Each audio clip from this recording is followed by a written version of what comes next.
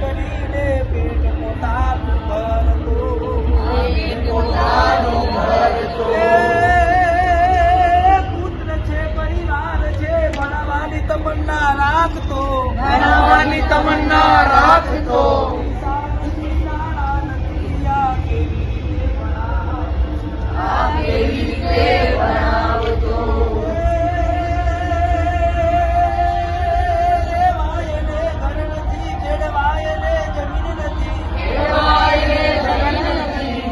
ગામડે ગામડે ફરતો યા ગામડે ગામડે ફરતો. આ ગામડે ગામડે ફરતો.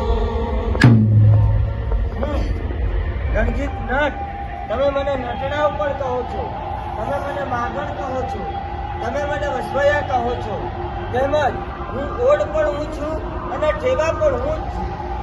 હું મીના મજારી, હું વાદી પણ છું, લાલવાદી પણ છું, ફૂલવાદી છું, પણ છું ઘંટિયાઈ પણ હું જ છું. હું હરિવંશ છારા, હું છારો, હું ચારણ, હું ચામઠા અને હું જ ચારણ કરવીશ. હું ભવૈયા પણ હું જ છું. क्योंकि हम तो गरीब है ना, क्योंकि डरा धमका के हमको ऐसे कर देगा, लेकिन वो बड़े लोग हैं ना, उसके सामने सरकार की कुछ चलती नहीं है ना, इसलिए हमें ऐसा करते हैं. और जो हम भिक्षा मांगने जाते थे तो कहते हैं कि तुम तो लोग मदारी हो, निकल जाओ. हमारे पुरुष भिक्षा मांगने जाते थे तो उसे मारते थे और जेल में पूर देते थे. और हम जो अभी हम महिलाएं जाते हैं, क्योंकि हम महिलाएं ऐसे जाते हैं भिक्षा मांगने के लिए कि हमारे पुरुष को जेल में पूर देते हैं. और सर हम 10-20 रुपया 50 रुपया लेके घर का गुजारा करते हैं.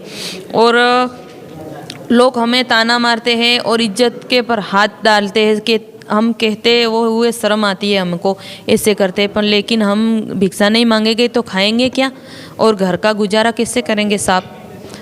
क्योंकि हम गरीब है ना, उसकी कोई सुनता नहीं सरकार. क्योंकि सरकार तो टीवी ऊपर बड़े बड़े बहुत मोटी मोटी भाषण देते हैं, वो कर देंगे ये कर देंगे, पर गरीब तो सपना है और सपने में मर जाएगा साहब. अब तक समाचार में आपका स्वागत है.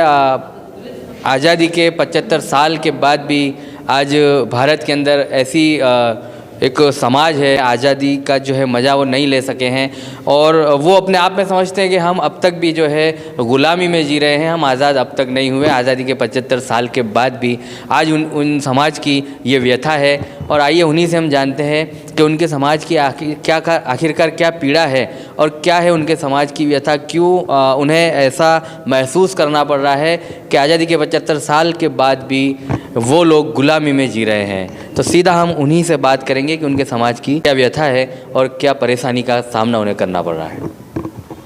जी क्या कहोगे, आप कौन से समाज से हो और क्या व्यथा है आपके समाज की और कैसे आप महसूस करते हो? हम खानपुर के नट समाज के है, रणजीत भाई मेरा नाम है और मैंने बहुत साहस करके 2 लड़के को पढ़ाया है, इंजीनियरिंग तक की पढ़ाई की है, लेकिन उसके पास नौकरी नहीं है. और हम ओबीसी में डालते हैं. ओबीसी में बड़े बड़े लोगों भी आते हैं और उसके पास पैसा है, वो पैसा लगा के उसका लड़का को अच्छी तरीके से पढ़ा सकते हो. और हमारा लड़का का एजुकेशन थोड़ा नीचा है और हम ज़्यादा पैसा के कारण हम हमारे लड़के को नौकरी के तैयारी में अच्छा सा पढ़ा नहीं सकते. तो हमारा लड़के को नौकरी मिलेगी कि नहीं मिलेगी हमको पता नहीं है, लेकिन हमारे माथे कर्ज चढ़ा है, लोन चढ़ा है. अब हम क्या करेंगे, लड़के को नौकरी मिलेगी या नहीं मिलेगी, हम लोन कैसे भर पाएंगे, ये हमारा इश्यू है. और आगे हम क्या करेंगे उसकी हमें कुछ मालूम नहीं है. हम नट समाज के हैं और गांव में जो दूरवास के खेल लगाते हैं और गांव में घर घर जाके भिक्षा मांगते हैं, वो हमारा धंधा है. तो सरकार से क्या पीड़ा है आपको भारत के अंदर 75 साल बाद भी आज़ादी के? आप लोग आज़ाद नहीं, ऐसी आपकी व्यथा है, आपकी ऐसा दर्द है, क्या कुछ देख रहे हो, आपको क्या चीज़ से रोका जा रहा है? हाँ, जो हमें हमारा अलग से रिजर्वेशन मिल जाता तो हमें हमारा हक मिल जाता, जो किसी भी प्रकार का जो सरकार का योजना है इसमें हमारा अलग से हक मिलता तो हम अलग से हमारी जातियों आगे आ सकती, ऐसा हमारा मानना था। लेकिन वो तो हमारी बात कोई सुनता नहीं है। मेरा तो ऐसा बोलना है, हमारी थोड़ी तकलीफ न रही है हमारी जाति परिस्थिति की। ऐसी तकलीफ है कि हमारे जो सरकारी दाखला मिलता है ना आवक का, वो ऐसी थी नहीं, वो 1000 का बोलता है आवक का दाखला।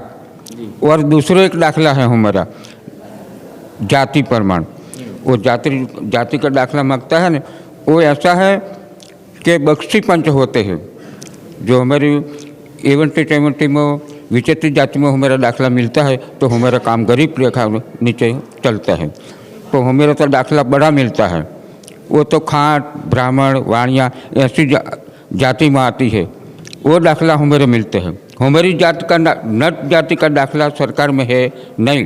अगर वो दाखला मिलता आपको तो आपको उसका कुछ लाभ मिल सकते हैं। हाँ, वो गरीब रेखा नीचे दाखला मिलता है तो हमको लाभ मिले। तो हमारा दाखला तो बख्शी मत तरीके निकलता है, वो विचित्र जाति में दाखला हमारा निकलता नहीं है, अभी तक मान्य नहीं हुआ। वो 2 दाखला। और तीसरा दाखला ऐसा है, हमारा जो EPL दाखला है ना साहब, हमारे EPL में हमें 0 से 16 में आते हैं, वो 0 से 16 में हमें नहीं है। हमें तो 20, 22, 25 में हमारा स्कोर बोलता है, वो 3।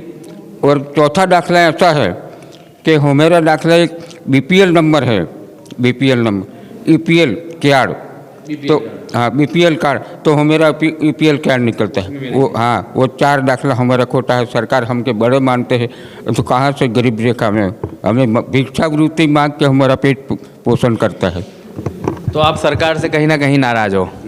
चलिए, तो आपने देखा कि ये भगवा गमछा देखा होगा, कहीं आप सोच रहे होंगे कि सरकार की तारीफ होगी, लेकिन इसी भगवा गमछा को लगाए हुए दादा ने अपनी व्यथा बताई और सरकार से नाराज़गी जताई है। इन बहनों से हम बात करेंगे कि क्या कुछ उनकी व्यथा है और क्या दर्द है आपके समाज का, कैसे आज आपने जो नाट्य रूपांतर के तौर पे यहाँ इस हॉल में लोगों तक पहुँचाया। हाँ, हम भिक्षा मांगने को जाते हैं तो लोग ऐसे बोलते हैं कि आप भिक्षा क्यों मांगने आए हो, ऐसे बोलते हैं लोग। तो फिर भिक्षा नहीं मांगे तो हम क्या खाएं, हमारे पास कोई नौकरी नहीं है, धंधा नहीं है। सांप का खेल था वो भी बंद करा दिया सरकार ने, तो फिर क्या करें, हम भिक्षा मांग कर खाए ना। तो आप लोगों को जो मतलब सांप के खेल थे वो तमाम खेलों को सरकार की तरफ से बंद कराया गया है। हाँ हाँ, प्रतिबंध लगा दिया। तो सर, तो वो हमारा सांप था उनके ऊपर तो सरकार ने प्रतिबंध लगा दिया, तो हम तो सांप को बच्चे की तरह पालन करते थे, पोषण करते थे, दूध पिलाते थे। तो वो जो सरकार है वो जो, क्योंकि हम तो गरीब है ना, क्योंकि डरा धमका के हमको ऐसे कर देगा, लेकिन वो बड़े लोग हैं ना, उसके सामने सरकार की कुछ चलती नहीं है ना, इसलिए हमें ऐसा करते हैं। और जो हम भिक्षा मांगने जाते थे तो कहते थे कि तुम तो लोग मदारी हो, निकल जाओ। हमारे पुरुष भिक्षा मांगने जाते थे तो उसे मारते थे और जेल में पूर देते थे। और हम जो अभी हम महिलाएं जाते हैं, क्योंकि हम महिलाएं ऐसे जाते हैं भिक्षा मांगने के लिए कि हमारे पुरुष को जेल में पूर देते हैं। और सर, हम 10, 20 रुपया, 50 रुपया लेके घर का गुजारा करते हैं और लोग हमें ताना मारते हैं और इज्जत के पर हाथ डालते हैं कि हम कहते हैं वो हुए, शर्म आती है हमको, ऐसे करते हैं। पर लेकिन हम भिक्षा नहीं मांगेंगे तो खाएंगे क्या और घर का गुजारा कैसे करेंगे साहब, क्योंकि हम गरीब है ना, उसकी कोई सुनता नहीं सरकार। क्योंकि सरकार तो टीवी ऊपर बड़े बड़े बहुत मोटी मोटी भाषणों देते हैं, वो कर देंगे ये कर देंगे, पर गरीब तो सपना है और सपने में मर जाएगा साहब। हमारे जो सरकार ने जो हमारे उस सांपों पे प्रतिबंध लगाया है, उस पे मैं कुछ कहना चाहूँगा कि जो हमारा रोजगार था वो सब सांप से ही चलते थे। हमारे दादा परदादा वो सभी लोग सांप के खेल करते आते थे और सांप से लोगों का मनोरंजन करते थे और जो लोग उनको देते थे उन्हीं से उनका घर चलता था। तो सरकार ने उस पे प्रतिबंध लगा दिया। तो मैं ये कहूँगा कि जहाँ पे हर गांव में, हर बड़े शहर में कहीं ना कहीं देखा जाए तो एक चिड़ियाघर होता है और चिड़ियाघर को वही पिंजरे में या वहीं वगैरह बंद करके रखते हैं वो लोग। तो वो हम क्या खराबी कर रहे थे, हम में तो हमारे घर में रखते थे। एक अगर किसान है वो अपने बैल को अपने जान से ज़्यादा प्यारा होगा, क्योंकि उस बंजर जमीन को खेत से हरा भरा करके देता है, तो भला वो अपने बैल को क्यों मारेंगे। तो जैसे हमारा सांप हमारा एक जीवन था, हमारा एक जीने का सहारा था, उन्होंने सरकार ने उसको छीन लिया और हमारे से छीन के उन्हें खुद का बिजनेस चालू कर दिया। जैसे कि ये चिड़ियाघर है, वो चिड़ियाघर में देखने के पैसे लेते हैं, तो उनसे वो लोग लाखों रुपए कमा रहे हैं और हमें जैसे गरीबों को छोड़ दिया खुला कि जाओ जियो अपनी ज़िंदगी। तो कैसे जिएंगे हम, हमारे पास ना खेती की ज़मीन है ना रहने की ज़मीन है, जाए तो हम कहाँ जाए। अब भिक्षा मांगने जाएंगे तो हमारी औरतें ही जाती है ज़्यादा देर, हम सारे लोग घर पे रहते जाएंगे तो चोरी करने आए हैं, लूटपाट करने आए हैं, बच्चे चोर वाले हैं, ऐसे सब करते हैं, तो हम क्या करें सब। अभी बस इतना कहना चाहूँगा। मदारी समाज है वो, अब कुछ लोग हैं जो उसको जान नहीं पा रहे। जब से हमारा सांप का धंधा छीना है ना, तब से लोग मदारी समाज क्या है ये तो भूल ही गए। और आतिश और दक्षिण साहब ने हमको यहाँ लाया, हमको सिखाया था ना, तो हमने गांव में जाके 30 शो किए। तो आजू बाजू की पब्लिक अब हमें जानने लगी है और पब्लिक सवाल हमसे ये पूछ रही थी कि क्या मदारी समाज है। मदारी समाज का तो सांप गया, तो सांप को सरकार ने बंद करा दिया, तब से मदारी समाज तो गुम हो गया। मदारी समाज का तो नाम ही नहीं है। लेकिन हमने गांव में जाके 30 शो किए ना, तब से कुछ लोग तो हमको जानने लगे कि मदारी समाज चलो ठीक है तो सही, लेकिन पता नहीं सरकार को क्यों नहीं दिख रहे। तो सरकार ने उसकी कोई व्यवस्था तो की होगी, जैसे कि आपके लिए सांप के खेलों को बंद किया गया, तो वो एक बात, तो आपके लिए कोई व्यवस्था तो की गई होगी काम के लिए, रोजगार के लिए? कुछ ही नहीं रोजगार, ये भिक्षा मांगने जाते हैं, वही हमारी रोजगार है। भिक्षा मांगते हो, अनाज पानी और आटा लेकर आते हैं, जो वो कटोरी आती है उसमें थोड़ा थोड़ा अनाज करके इतना 10-5 किलो लेकर आते हैं, उससे हमारा घर का गुजारा करते हैं। कोई सुनता नहीं हमारी, क्योंकि हम मदारी समाज, गरीब समाज मदारी, कोई नहीं सुनता साहब हमारी। અંગ્રેજોની ગુલામીમાં તો જ્યારથી અમારો દેશ 1947માં આઝાદ થયો છે ત્યારથી અમે અમારો સાપ સરકારે છીનવી લીધા છે ને અમને રસ્તા ઉપર લાવી દીધા છે। એ સાપ નહીં હતો, એ સાહેબ અમારી ઇજ્જત હતી કે મોટા મોટા લોકોના છોકરી છોકરા છે સાહેબ રમકડાથી રમે ને અમારા ગરીબોના છોકરી છોકરા છે સાહેબ એ સાપથી રમે છે। અત્યારે અમારે પટેલોને 10% અમાનત મળી, અમારે મદારી સમાજને તો કશું નથી મળી। અમારે મદારી સમાજને કેમ નહીં મળી કે અમારી જોડે જગ્યા નથી, અમારી જોડે ઘર નથી, અમારી જોડે નોકરી નથી સાહેબ। પહેલાં અમારા પુરુષોએ ધંધા જતા હતા, અમારા ભાઈઓ લોકો જતા હતા સાપનો ખેલ લઈને સાપ બતાવવા માટે। ત્યારે સાહેબ કંઈક લાવતા 40-50 રૂપિયા વાટકી અનાજ ચોખા કોઈક લોટ બાંધીને આપતા। ત્યારથી અમારો શું ગુનો છે કે સાહેબ સરકારે અમારા સાપ હડપી લીધા છે, ના તો અમને કશું રોજગાર મળે છે। અમારા લોકો પણ ગામડે જાય છે, અમારા લોકો બી પણ ગામડે જાય છે ભંગવા કપડાં પહેરીને, પણ એને બી પણ માર ઝૂડ કરે છે। અમારા પુરુષો પર જૂઠા આરોપ નાખે છે કે છોકરા બચ્ચા ચોર છે, આ તો છોકરા ચોરીને લઈ જાય છે, દિવસે આવે છે કેસરી કપડાં પહેરીને રાતે ચોરી કરીને જાય છે। સાહેબ અમારા છોકરાનું પૂરું નથી થતું, અમે બીજાની છોકરાનું શું કરીએ? जी, तो ये बहन का ऐसा कहना है कि जो है सांप को, जो खेल को तो जो है ख़त्म कर दिया सरकार ने, उसके बाद इनकी कोई व्यवस्था नहीं की गई इनके कामकाज को लेकर। 1947 के बाद से इनका जो समाज है वो इसी धंधे में लगा हुआ है, इसी बिजनेस में लगा हुआ है कि ये लोग सांप से पैसा कमाते हैं, खेल दिखाते हैं। पिछले समय में हम लोग भी जब छोटे हुआ करते थे तो इस खेलों को हम लोग हमारे गली मोहल्ले में देखा करते थे।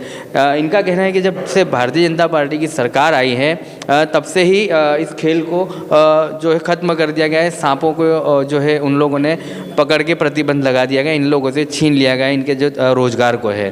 तो इनकी जो व्यथा है पूरी जो आपने देखी इन महिलाओं का भी यही कहना है कि अगर ये गली मोहल्ले में अपनी भिक्षा मांगने भी जाते हैं तो इनको मार जुड़ होती है और कहीं इल्ज़ाम इन पे लगाए जाते हैं कि ये बच्चा चोरी करने आए हैं और बच्चे उठाने वाली महिला गैंग की टोलकी में इन लोगों को शामिल कर दिया जाता है।